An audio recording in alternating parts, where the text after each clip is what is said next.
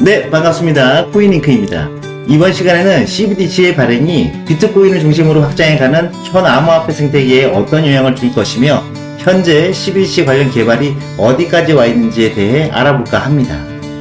자, 그럼 시작에 앞서 결론부터 말씀드리자면 CBDC는 현재 비트코인이 이끄는 암호화폐 시장의 가능성과 확장성을 인정하고 기존의 달러 중심의 전통 금융시장의 기득권을 유지하기 위한 하나의 수단일 뿐 비트코인이 사라진다거나 암호화폐 시장이 없어질 거란 걱정은 애초부터 안 하셔도 된다.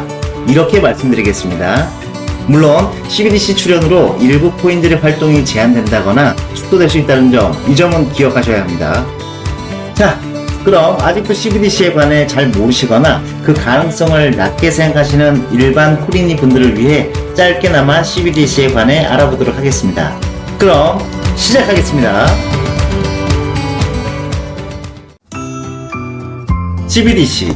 CBDC는 말 그대로 센트럴 뱅크 디지털 커런시, 기억하자면 중앙은행 디지털 화폐라는 뜻입니다.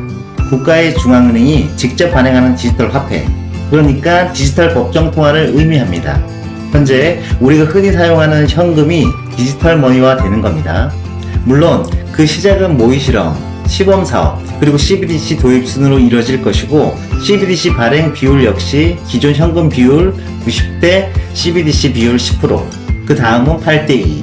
이런 식으로 현금과 디지털의 발행을 꾸준히 조절해 나갈 걸로 보입니다. CBDC의 논의는 1996년 미국 재무부에서 국민 편익과 통화 안정성을 이유로 최초 논의가 있었으며 당시엔 현실적인 여러가지 이유로 이루어지지는 않았었습니다. 하지만 현재는 BIS, 각국 중앙은행들의 중앙은행이라고 불리는 이곳에서는 1919년 1월부터 매년 CBDC 설문조사를 진행해왔고 2021년 6월 23일 CBDC 보고서를 발표와 함께 각국 정부의 중앙은행들에게 CBDC 개발을 공고하였습니다.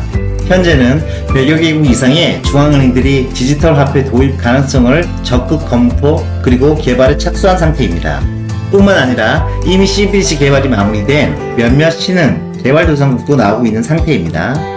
유럽 중앙은행도 디지털 유로 디자인을 위한 내부적인 파일럿을 실시 중이고 연준 역시 리플랩스를 기반으로 한 FedNow, 그러니까 달러를 CBDC로 발행해 국제송금용으로 사용할 계획입니다.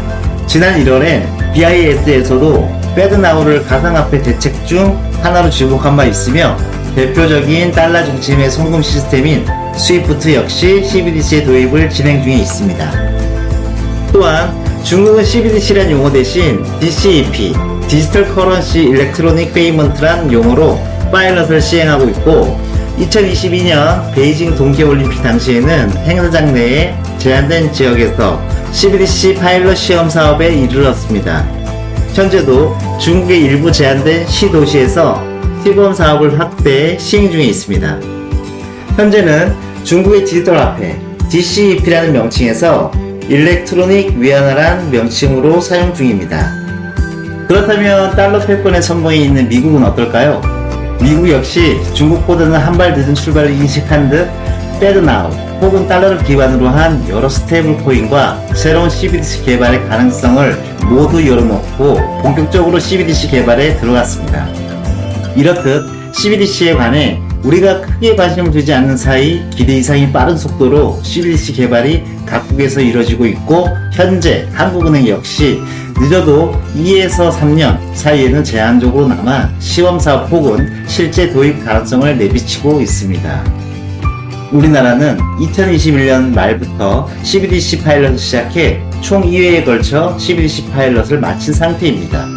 현재 한국 CBDC 개발에 참여한 관계자의 말에 따르면 한국의 CBDC는 통신망 없이도 상호 거래가 가능한 오프라인 CBDC와 중앙 집권형의 직접 발행하는 방식의 CBDC가 갖는 프라이버시 침해에 관한 우려 역시도 즉 간접 혹은 혼합형의 분산 원장 방식을 사용하는 등 보다 나은 CBDC 개발을 위해 꾸준히 노력 중이며 한국의 CBDC 기술은 전 세계적으로도 상당히 높은 수준의 완성도를 보여주고 있다고 전했습니다. 이러한 CBDC로의 전환은 단순히 편의성과 효율성 때문만이 아닌 국제 송금과 결제 시장, 그러니까 비트코인이나 암호화폐를 이용한 송금 결제 시장의 확대를 제한하고 기존의 전통 금융 세력이 주도하던 기득권을 유지하기 위함이 그 저변에 깔려 있다고 생각합니다. 실제 비트코인을 국가 지정화폐로 사용하는 엘살바도르의 경우는 전통 금융시장의 붕괴를 조장한다는 이유에서 IMF로부터 지속적인 압박을 받은 바 있고, 송금용 코인의 대표격인 리플 역시도 미국 SEC, 그러니까 증권거래위원회로부터 소송을 받고 있습니다. 지금의 비트코인 현상과 CBDC의 발행은 모바일 시대를 살아가는 전 세계 모든 현대인들에게 새로운 모바일 뱅킹, 그리고 글로벌에 걸맞는 필연적인 흐름이며, 이 같은 흐름을 무시하거나 제재하는 방식은 더 이상 통하지 않는 것입니다. 우리는 그 흐름을 잘 알고 보다 더 적극적으로 미래를 개척해야 할 것입니다. 마지막으로 설명란에 링크를 올려놨으니까요, 한 번쯤 살펴보셨으면 좋겠습니다. 그럼 이만 마치겠습니다. 코인링크였습니다.